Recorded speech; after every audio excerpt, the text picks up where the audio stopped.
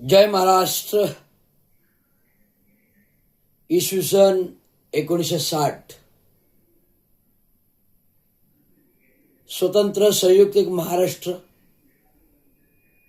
इतिहासाच्या पानावरती घडला. जो महाराष्ट्र संयुक्त इतिहासाच्या पानावरती घडला, ते इतिहासाचे पान लिहायला 108 हुतात्म्यांचा बळी द्यावा लागला. 108 हुतात्म्यांचा बळी द्यावा लागला. तो महाराष्ट्र संयुक्त महाराष्ट्र घडवताना गुजरात वेगळा केला गेला. गुजराती भाषिक वेगळे केले गेले.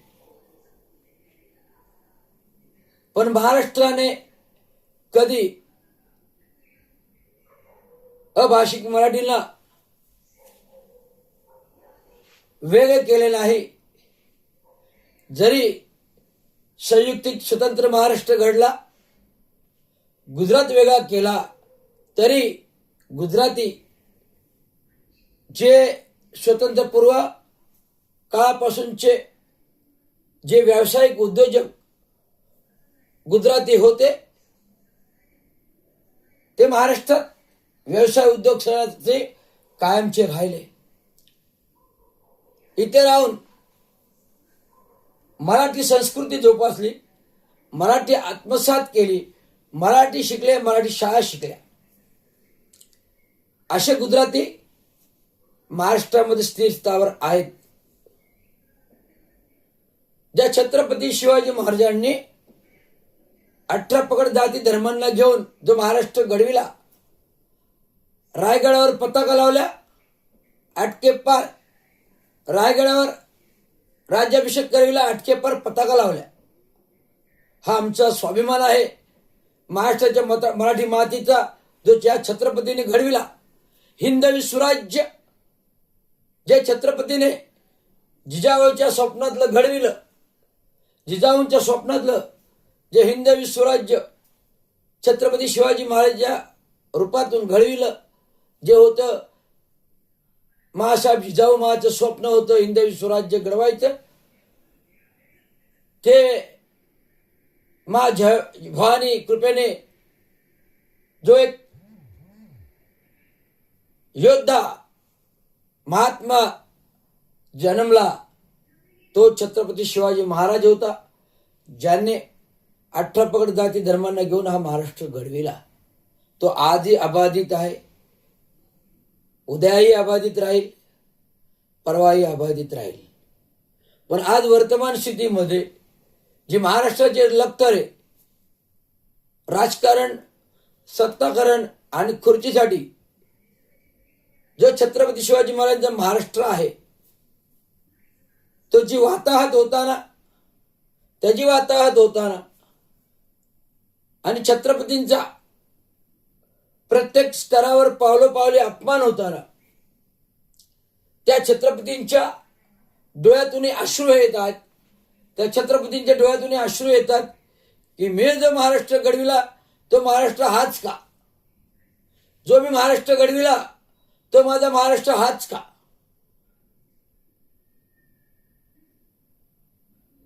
अठरा पगड जाती धर्मानं बरोबर घेताना, जो घडविताना महाराष्ट्राने, त्या छत्रपती शिवाजी महाराजांनी कधीही परप्रांतीय जातीला अंतर दिलं नाही.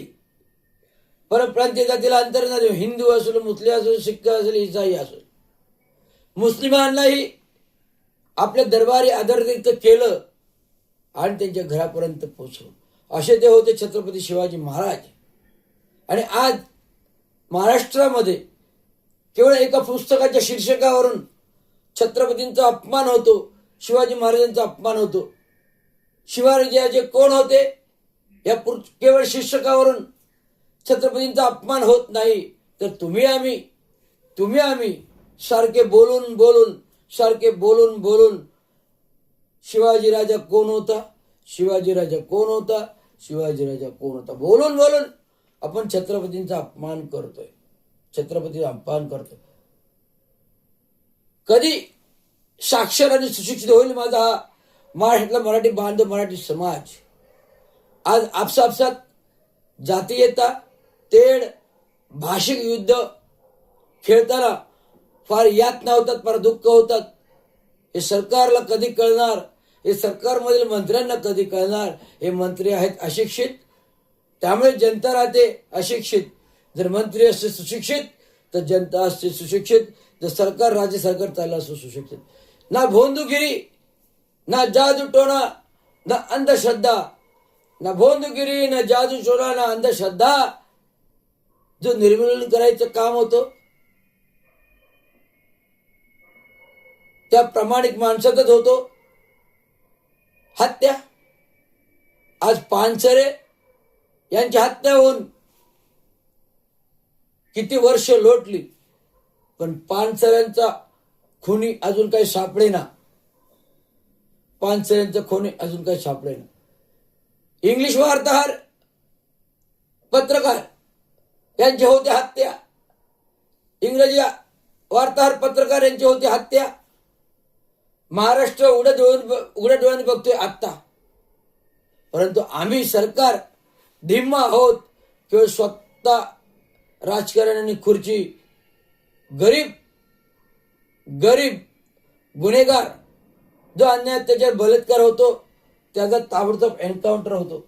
जो गरीब अन्याय अत्याचार बलात्कार करणारा गुन्हेगार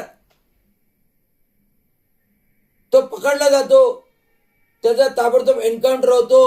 पण पोर्शिक कारवाला अग्रवाल जो 2 जणांची हत्या करतो त्याला फक्त शुद्ध लेखन लिहायला देतो.